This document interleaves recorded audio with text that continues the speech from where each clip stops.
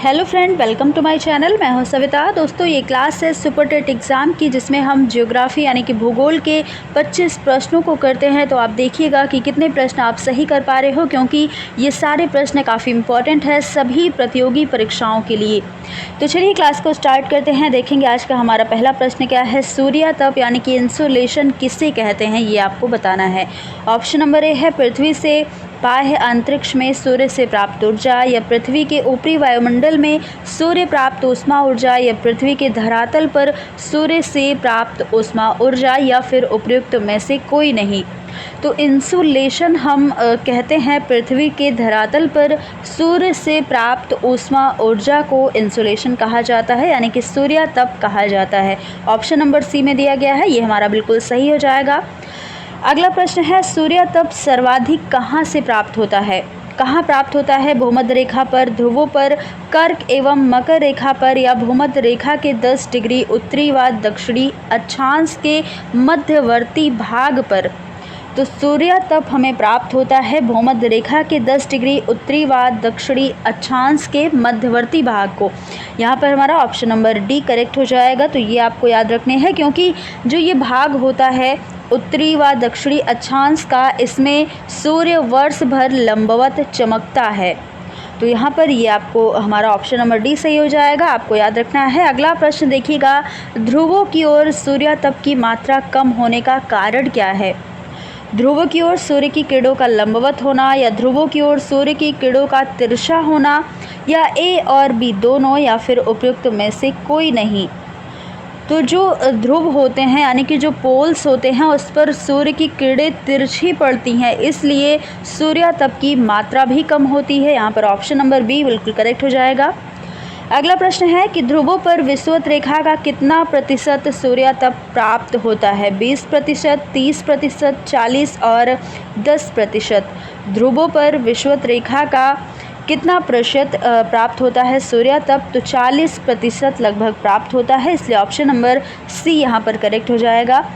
अगला प्रश्न है कि पृथ्वी के धरातल पर सूर्यातप का वितरण किसके अनुसार अलग अलग होता है। देशांतर के अनुसार, अक्षांश के अनुसार, या ए और बी दोनों, या फिर उपयुक्त में से कोई नहीं। तो पृथ्वी के धरातल पर अगर बात की जाए तो सूर्यातप का वितरण अक्षांशों के अनुसार अलग अलग होता है। ऑप्शन नंबर बी में दिया गया है। अगला प्रश्न है, सूर्यातप के वितरण पर वायुमंडल की किन क्रियाओं का प्रभाव रहता है। परावर्तन का, प्रकीर्णन का, अवशोषण का, या फिर उपयुक्त सभी का। तो यहाँ पर ये तीनों ऑप्शन सही हैं, परावर्तन, प्रकीर्णन और अवशोषण। तो उपयुक्त सभी हो जाएगा, यानी कि ऑप्शन नंबर डी सही हो जाएगा। अगला प्रश्न है, कटिबंधों का सीमांकन किसके आधार पर किया जाता है। अक्षांश के, देशांतर के, ए और बी दोनों, या उपयुक्त में से कोई नहीं। तो अक्षांशों के आधार पर ही हम कटिबंधों का सीमांकन होता है, इसलिए ऑप्शन नंबर ए हमारा सही हो जाएगा। अगला प्रश्न है, कटिबंधों को कितने भागों में विभाजित किया जाता है। 5, 3, 4 या फिर 6। जल्दी से इसका आंसर आपको करना है। दोस्तों देखिएगा, 3 भागों में कटिबंधों को विभाजित किया जाता है। कौन कौन से? तो भूगर्भ शास्त्रियों के द्वारा कटिबंधों को 3 भागों में विभाजित किया गया है। यहाँ पर ऑप्शन नंबर बी हमारा बिल्कुल सही हो जाएगा। अगला प्रश्न है, भूमध्य रेखा ग्लोब को कितने समान भागों में विभाजित करती है। तो भूमध्य रेखा जो होती है वो ग्लोब की जो 0 डिग्री वाली रेखा होती है, इसे ही हम भूमध्य रेखा कहते हैं। तो ये 2 भागों में विभाजित करती है। ये हो गया उत्तरी गोलार्ध और ये हो गया दक्षिणी गोलार्ध। तो इसलिए 2 यहाँ पर आंसर हो जाएगा, ऑप्शन नंबर ए सही हो जाएगा। अगला प्रश्न है, उष्ण कटिबंध किसे कहा जाता है। विषुवत रेखा से कर्क रेखा तक के भाग को, या विषुवत रेखा से मकर रेखा तक के भाग को, या कर्क रेखा से मकर रेखा तक के भाग को, या फिर उपयुक्त में से कोई नहीं। उष्ण कटिबंध की अगर बात की जाए तो दोस्तों, कर्क रेखा से मकर रेखा तक के भाग को उष्ण कटिबंध कहा जाता है, और भूमध्य या फिर विषुवत रेखा के दोनों ओर 23.5 डिग्री अक्षांश कर्क रेखा और मकर रेखा तक विस्तृत भाग को ही हम उष्ण कटिबंध कहते हैं। ऑप्शन नंबर सी बिल्कुल सही हो जाएगा।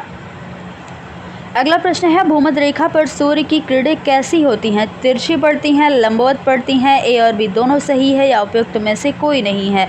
तो भूमध्य रेखा पर जो सूर्य की किरणें होती हैं वहाँ पर बिल्कुल लंबवत रेखा पड़ती हैं, इसलिए ऑप्शन नंबर बी हमारा बिल्कुल राइट हो जाएगा।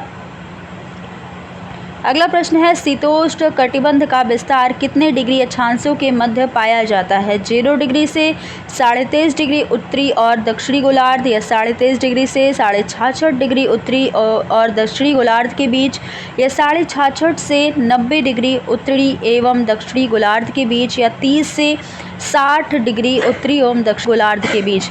आंसर क्या होगा, जल्दी से आंसर करिएगा। तो यहाँ पर हमारा ऑप्शन नंबर बी जो है ये बिल्कुल करेक्ट हो जाएगा। 23.5 डिग्री से 66.5 डिग्री उत्तरी एवं दक्षिणी गोलार्ध के बीच का जो भाग है वो शीतोष्ण कटिबंध कहलाता है। अगला प्रश्न है, समताप रेखाएं क्या होती हैं? काल्पनिक रेखाएं, सभी स्थानों के समान औसत तापमान वाले स्थानों को मिलाने वाली रेखाएं, या ए और बी दोनों, या उपयुक्तों में से कोई नहीं। तो यहाँ पर ये दोनों जो रेखाएं हैं, काल्पनिक रेखा और सभी स्थानों के समान औसत तापमान वाले स्थानों को मिलाने वाली रेखाएं, यही समताप रेखाएं होती हैं। इसे हम आइसोथर्म्स कहते हैं। तो यहाँ पर ऑप्शन नंबर सी हमारा करेक्ट हो जाएगा। अगला प्रश्न देखिएगा कि शीत कटिबंध का विस्तार कहाँ तक है? 66.5 डिग्री से 90 डिग्री अक्षांशों के मध्य केवल उत्तरी गोलार्ध में, या 60 डिग्री से 90 डिग्री अक्षांशों के बीच दोनों गोलार्ध में, या 60 डिग्री से 90 डिग्री अक्षांशों के बीच दोनों गोलार्ध में, या फिर 66.5 डिग्री से 90 अक्षांशों के बीच दोनों गोलार्ध में। तो आपको बताना है कि शीत कटिबंध का विस्तार कहाँ तक है। तो दोस्तों 66.5 डिग्री से लेकर के 90 डिग्री अक्षांश के बीच दोनों गोलार्धों में इसका विस्तार होता है। ऑप्शन नंबर डी एकदम करेक्ट हो जाएगा। अगला प्रश्न है कि ध्रुवों के पास कितने दिनों की दिन और रात होती है?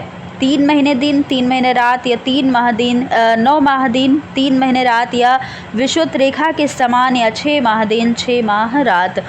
तो जो पोल्स होते हैं यानी कि ध्रुवों पर 6 महीने का दिन होता है और 6 महीने की रात होती है, इसलिए ऑप्शन नंबर डी यहाँ पर करेक्ट हो जाएगा।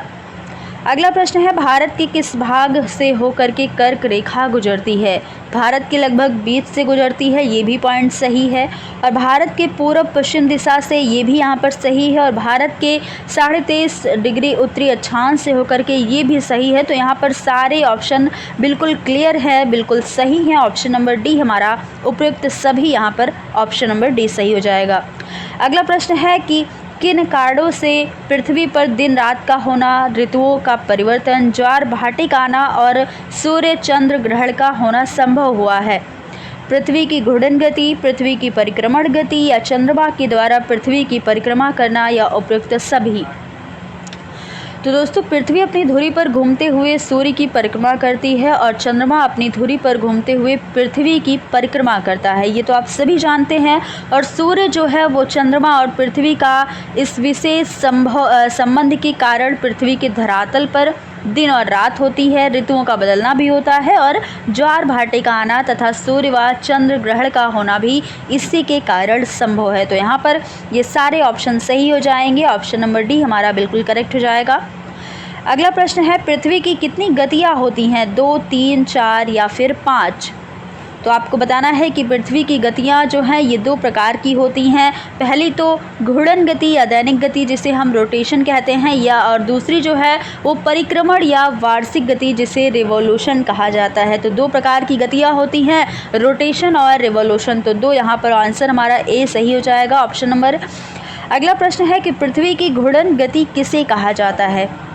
पृथ्वी द्वारा अपनी धुरी पर पूर्व से पश्चिम की ओर घूमना, पृथ्वी द्वारा अपनी धुरी पर पश्चिम से पूर्व में घूमना, या पृथ्वी द्वारा सूर्य के चारों ओर घूमना, या उपयुक्त में से कोई नहीं। तो पृथ्वी के द्वारा अपनी धुरी पर पश्चिम से पूर्व की ओर घूमना ही पृथ्वी की घूर्णन गति कहलाती है। और पृथ्वी जो है ये आपको याद रखना है कि सदैव पश्चिम से पूर्व की ओर ही घूमती है, इसलिए ऑप्शन नंबर बी हमारा बिल्कुल सही हो जाएगा।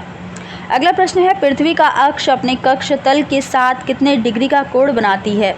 23.5 डिग्री, 33.5 डिग्री, 66.5 डिग्री या 45 डिग्री का? जल्दी से इसका आंसर आपको करना है। देखिए यहाँ पर जो आंसर नंबर हमारा होगा वो ऑप्शन नंबर सी हो जाएगा, 66.5 डिग्री का कोण बनाती है। अगला प्रश्न है, दैनिक गति किसे कहा जाता है? पृथ्वी द्वारा अपनी धुरी पर लगाया जाने वाला एक चक्कर, या पृथ्वी द्वारा सूर्य के चारों ओर लगाया जाने वाला एक चक्कर, या ए और बी दोनों, या फिर उपयुक्त में से कोई नहीं। तो दोस्तों पृथ्वी जब अपनी धुरी पर एक चक्कर पूरा कर लेती है तो एक दिन होता है और इसी गति को हम दैनिक गति के नाम से जानते हैं, इसलिए ऑप्शन नंबर ए हमारा बिल्कुल सही हो जाएगा। अगला प्रश्न है, प्रदीप्ति वृत्त किसे कहते हैं? आर्कटिक वृत्त को, अंटार्कटिक वृत्त को, या ग्लोब पर वह वृत्त जो दिन और रात्रि को विभाजित करता है, या भूमध्य रेखा को? प्रदीप्ति वृत्त का अर्थ क्या होगा? इसका आंसर कौन सा होगा? जल्दी से इसका आंसर आपको करना है कमेंट बॉक्स में। तो दोस्तों ग्लोब पर वह वृत्त जो दिन और रात को विभाजित करता है वही रेखा प्रदीप्ति वृत्त कहलाता है, इसलिए ऑप्शन नंबर सी बिल्कुल करेक्ट हो जाएगा। अगला प्रश्न है, पृथ्वी को सूर्य की एक परिक्रमा करने में कितना समय लगता है? ये क्वेश्चन जो है वो बहुत ही आसान सा है और सभी को इसका आंसर पता है, तो जल्दी से आप इसका आंसर बताइएगा। 365 दिन, 365 दिन, 6 घंटे, 367 दिन या 364 दिन? पृथ्वी को सूर्य की परिक्रमा करने में 365 दिन और 6 घंटे का समय, ऑप्शन नंबर बी हमारा बिल्कुल सही हो जाएगा। अगला प्रश्न है, लीप वर्ष किसे कहते हैं? एक ऐसा वर्ष जिसमें फरवरी माह में 29 दिन होते हैं और एक ऐसा वर्ष जिसमें 366 दिन होते हैं, या फिर ए और बी दोनों सही है या उपयुक्त में से कोई नहीं? तो लीप वर्ष कहते हैं जिसमें फरवरी माह में 29 दिन होते हैं और जिस वर्ष में 366 दिन होते हैं उसी को हम लीप वर्ष कहते हैं, तो ये आपको याद रखना है। हमारा ऑप्शन नंबर सी बिल्कुल करेक्ट हो जाएगा। अगला प्रश्न है जो कि आज का आखिरी प्रश्न होगा कि किन कारणों से ऋतुओं में परिवर्तन होते हैं? पृथ्वी की घूर्णन गति के कारण, पृथ्वी की परिक्रमण गति के कारण, या ए और बी दोनों, या उपयुक्त में से कोई नहीं? किन कारणों से ऋतुओं में परिवर्तन होता है? देखिए ऋतुओं में परिवर्तन जो है वो सूर्य के चारों ओर पृथ्वी की स्थिति में परिवर्तन के कारण होता है। पृथ्वी के परिक्रमण में 4 मुख्य अवस्थाएं होती हैं, इन चारों की अवस्थाओं को ऋतु परिवर्तन इन्हीं की वजह से होता है। तो यहाँ पर हमारा ऑप्शन नंबर बी जो है पृथ्वी की परिक्रमण गति के कारण, ये ऑप्शन नंबर बी बिल्कुल करेक्ट हो जाएगा। तो दोस्तों आज हमने इस क्लास में भूगोल के 25 प्रश्नों को किया है, तो आप बताइएगा कि कितने प्रश्न आपके सही हुए हैं और कितने प्रश्न आपने गलत किए हैं। तो दोस्तों ये थी आज की हमारी क्लास जिसमें हमने बहुत ही अच्छे प्रश्नों को किया है। तो आपको क्लास कैसी लगी जल्दी से आप कमेंट बॉक्स में बताइएगा, और दोस्तों अगर क्लास अच्छी लगी हो तो ज़्यादा से ज़्यादा लोगों तक शेयर कर दीजिएगा, वीडियो को लाइक कर दीजिएगा और चैनल को सब्सक्राइब करना मत भूलिएगा। फिर मिलेंगे अगली क्लास में ऐसे ही कुछ इंटरेस्टिंग प्रश्नों के साथ। धन्यवाद।